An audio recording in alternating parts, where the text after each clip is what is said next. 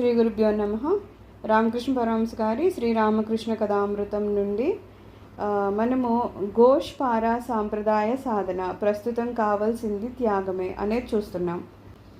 అయితే ఇక్కడ ఏదో ఒక సాంప్రదాయం ఉందటమ్మా, గోష్పారా సాంప్రదాయం అని.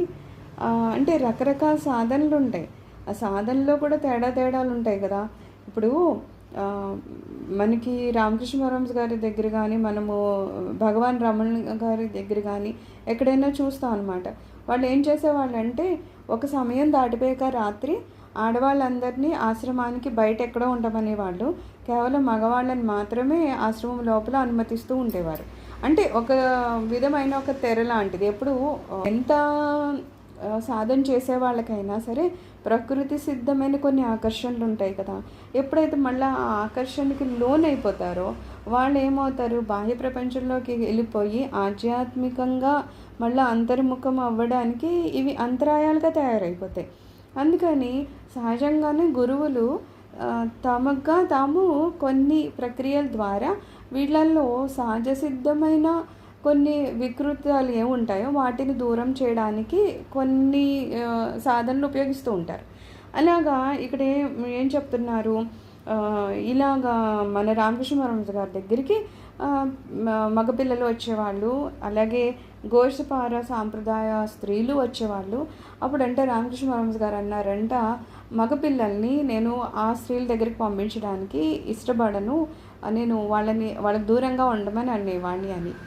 ఏంటి అంటే అక్కడ సహజంగా వాళ్ళేమీ సామాన్యమైన స్త్రీ పురుష భావంతో ఉండేవాళ్ళు కాదు.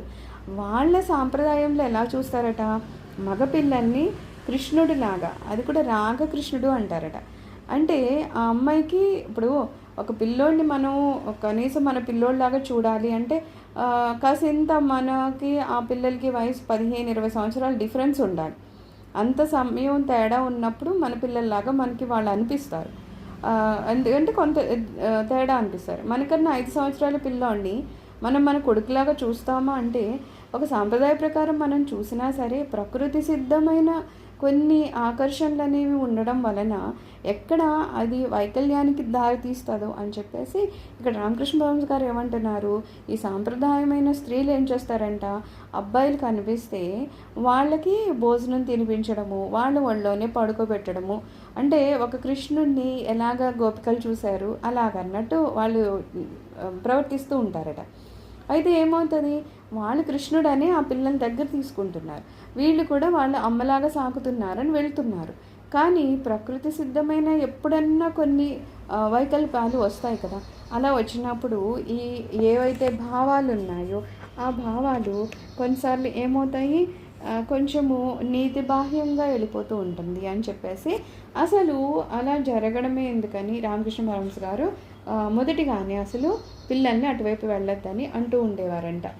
ఇవన్నీ ఏంటంటే ఎంత సాధనలో ఉన్నా సరే ఆఖరికి ఏమంటారు, గురువుగారి స్థానానికి వెళ్ళిపోయినా సరే సహజమైన కొన్ని మాయ ఉంటుంది కదా. ఆ మాయ వలన ఆకర్షణ అనేది కొంతమంది వలన ఏర్పడే ఒక్కొక్కసారి అలా జరిగే అవకాశం ఉంటుందని చెప్పేసి ఈ రోజుకి చాలామంది ఏం చేస్తారంటే, శిష్యులు ఉన్నప్పుడే ఎవరైనా శిష్యురాలు వస్తే వాళ్ళతో అది కూడా 1-2 నిమిషాలే మాట్లాడి తర్వాత పంపించేస్తూ ఉంటారు. మనకి కంచి పీఠాధిపతులు చంద్రశేఖర్ ఇంద్ర సరస్వతి గారు కూడా ఒకసారి ఆయన అలాగా ఒంటరిగా కూర్చుని ఉన్నారు. ఒక ఆమె లోపలికి వచ్చింది. రాగానే ఆయన ఆమెను ఒక్కసారి మా బయట ఆయన ఉన్నారు కదండి మా శిష్యులు, ఆయన ఒకసారి లోపలికి పిలవండి అని చెప్తారు. సరే ఆమె వెళ్ళి పిలుచుకుని వస్తుంది. పిలుచుకుని వచ్చాక అప్పుడు ఆయన అంటారనమాట, ఒక 2 నిమిషాలు ఉండి ఇక్కడే అని చెప్పి ఆవిడేదో అడిగితే పంపించేసి ఆ తర్వాత చెప్తారు, నువ్వు ఎప్పుడూ కూడా నేను ఒంటరిగా ఉన్నప్పుడు ఒక స్త్రీని లోపలికి పిలవద్దు. ఎందుకంటే నేను ఎలా ఉన్నా ఆమె ఎలా ఉన్నా బాహ్యంగా ఉన్న వాళ్ళ దృష్టి ఎప్పుడూ స్త్రీ పురుషులు అనే భేదభావంతోనే చూస్తూ ఉంటుంది. రెండోది ఏంటి, మా గురువుగారు మాట్లాడారు కదా, నేను కూడా స్త్రీలతో మాట్లాడచ్చేమో అని చెప్పేసి తర్వాత శిష్యులు ఎవరైనా ఒంటరిగా ఉన్నప్పుడు వేరే స్త్రీలతో మాట్లాడారు అనుకో, ఈయనకంటే ఆల్రెడీ ఆత్మసాక్షాత్కారం కలిగి ఉంది, వీళ్ళకి మనసు చంచలత్వానికి లోనవ్వదు కాబట్టి వాళ్ళు స్త్రీ పురుషుల్ని ఒకలాగానే చూస్తారు. కానీ శిష్యులుగా ఉన్న వాళ్ళు అప్పుడప్పుడే సాధనలోకి వచ్చిన వాళ్ళు ఉంటారు. వాళ్ళకి మనసు పూర్తిగా లోబడే ఉంటుందా అంటే ఉండకపోవచ్చు. అలాంటప్పుడు ఒక అందమైన స్త్రీయో, తనకన్నా చిన్న వయసులో ఉన్న స్త్రీయో కాస్త సంచలత్వంగా ఉన్నప్పుడు ఏమైపోతుంది, ఆ సాధన అంతా పడిపోయి వాళ్ళు మళ్ళీ కిందకి జారిపోతారు. అందుకని అక్కడ ఎలా అయితే పరమహంస గారు అన్నారో, ఎలా అయితే కంచిపీఠాధిపతి గారు అన్నారో, ఇక్కడ కూడా రామకృష్ణ పరమహంస గారు అలానే చెప్పారంట. ఎప్పుడూ కూడా ఎవరైనా స్త్రీలు వచ్చి వాళ్ళు అదే అబ్బాయిల్ని కృష్ణుడి కింద రాగకృష్ణ అనుకుంటూ ఎవరైనా అబ్బాయిలు కాస్త బాగున్నారు లేకపోతే కృష్ణుడిలా కనిపిస్తున్నారంటే వాళ్ళని పిలిచి వాళ్ళకి వీళ్ళు సేవలు చేసేవాళ్ళంట. ఎలాగా? ఒళ్ళో పడుకోబెట్టుకోవడం, కావాలంటే భోజనం తినిపించడం, వాళ్ళకి ఏం సేవలు చేయాలో అవన్నీ చేయడం, ఇవి చేసేవాళ్ళంట. చేస్తే అప్పుడు రామకృష్ణ పరమహంస గారు అలా ఆమెనే పిలిచి అన్నారంట, అమ్మ నువ్వు ఇలాంటి సపర్యాలు వాళ్ళకి చేయొద్దు, ఎందుకంటే నువ్వు ఇలా చేయడం వలన వాళ్ళు ఇప్పుడే సాధనలోకి వచ్చారు, వాళ్ళకి నువ్వు వాత్సల్యాన్ని ఇవ్వచ్చు, కానీ వాళ్ళకి మాత్రము సాధన నుంచి బయటకు వెళ్ళిపోయే ఒకలాంటి అవకాశం కలిగిపోతూ ఉంటుంది. అందుకని దయచేసి మా దగ్గర ఉన్న యువకుల్ని మీరు ఎప్పుడూ పిలవకండి అని చెప్పారట.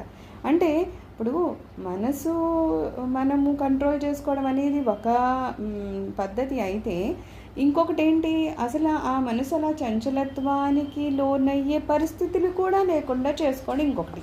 ఇప్పుడు మనము ఏదో డాక్టర్ చెప్తాడు, నీకు వంకాయ పడదమ్మా, నువ్వు తినద్దు అని చెప్పినప్పుడు అసలు మనం వంకాయ తెచ్చుకోలేదు, బయట కూరగాయలు తెచ్చుకోలేదు, ఇంట్లో వంట చేసుకోలేదు, అప్పుడు ఇంకా అయ్యో వంకాయ తినలేదా అనడానికి పెద్ద ఛాన్సెస్ తక్కువ ఉంటాయి. దాని గురించి అంత బాధపడతాం.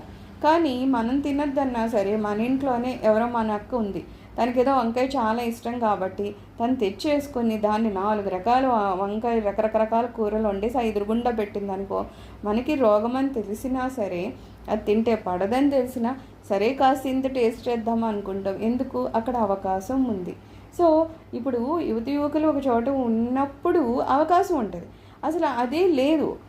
స్త్రీలు వారు ఏదో భక్తి చేసుకుంటున్నారు, ఒక సాధన ఒకవైపు జరుగుతోంది, యువకులు వేరే చోట చేసుకుంటున్నారు, వాళ్ళ పని వాళ్ళకి జరుగుతుంది, అది బాగుంటుంది. ఎందుకంటే వాళ్ళకి వేరే వేరే అవకాశాలే లేవు.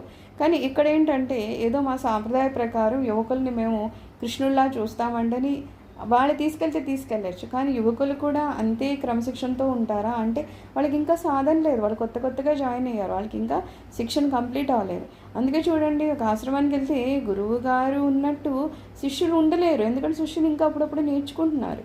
నేర్చుకున్న వాళ్ళకి చేసుకున్న వాళ్ళకి తేడా ఉంటుంది కదా.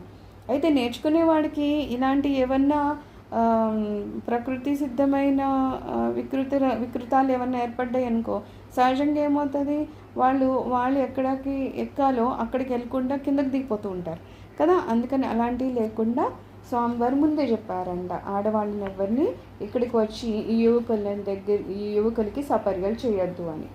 సర్వం శ్రీ గురుచరణ అరవిందార్పణమస్తు. లోకా సమస్త సుఖినో భవంతు. ఓం శాంతి శాంతి శాంతి.